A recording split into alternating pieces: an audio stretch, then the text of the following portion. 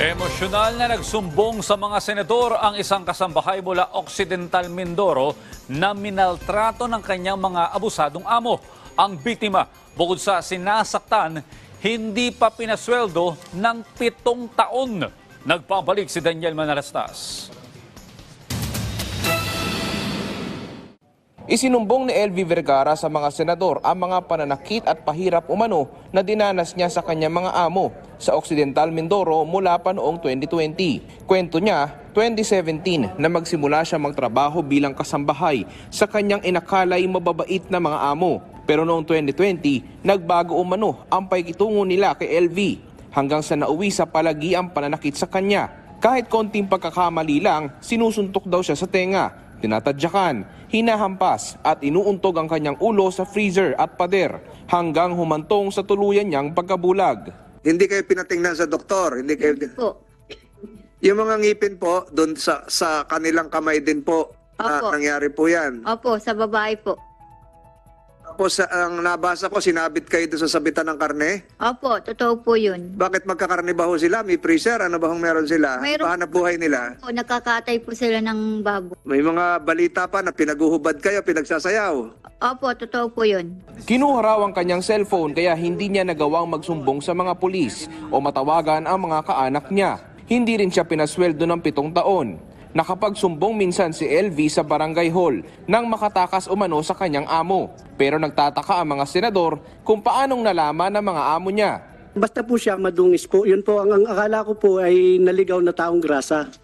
So yung pong utos ko sa tanod po ay linisan po si Nanay LB.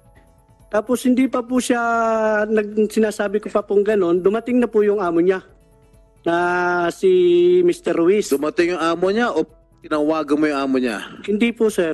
Dito sa salaysay nung ni Aling LV, tinawagan mo yung amo niya na si Jerry Ruiz. Hindi ko po At sinumbong mo na nandun si Aling LV sa barangay hall. Napakasinungaling mong tao ka, sarap mong... Anong reason para siya magsinungaling? Ikaw may dahilan ka para magsinungaling kasi tumawag ka sa amo tapos for all we know, baka bayad ka sa amo, baka sinuhulang ka ng amo. Nagpanting na ang tenga ng mga senador sa paulit-ulit na pagtanggi ng kapitan ng barangay. Dapat daw na ginawa ng kapitan, tumawag ng mga pulis at pina-check up sa doktor si LV. Ang ginawa mo, sinurrender mo siya uli sa amo, Hindi napakawalang hiya mo. Sir, excuse po sir, hindi ko po isinorender po yan at lalong hindi po ako tumawag sa amo niya. Chairman, hindi mo ginawa yung trabaho mo. Dapat kasi tinanong mo din siya kung ano po ba ang sitwasyon, ba't kayo nandito sa barangay. Natural yun eh, yun ang una mo dapat ginawa, Chairman. Huwag mo akong ganun-ganun na sa tenga. Maniwala ka sa akin. Ayon sa kapitan, may plano pa raw siyang tumakbo sa barangay elections. Ano na? Huwag niyo iboto to. Hindi ka naman nanalo. Bakit ang tawag mo kay Jerry, sir? Ay, yun lang po ang tawag na Sir Jerry dahil yun po ang... O matagal mo na kilala. Hindi po. Hindi, yun po, kilala po namin na may tindahan siya. Kaya nga, bakit sir? Di ba dapat Jerry lang o ano? Bakit may sir? Yun lang po na sabi ko, Mr. Senator po. Sa ngayon, pinatawag na rin ng komite ang employer ni LV upang pagpaliwanagin sa susunod na pagdinig. Daniel Manalastas para sa Morning Show ng Bayan, Rise and Shine Pilipinas.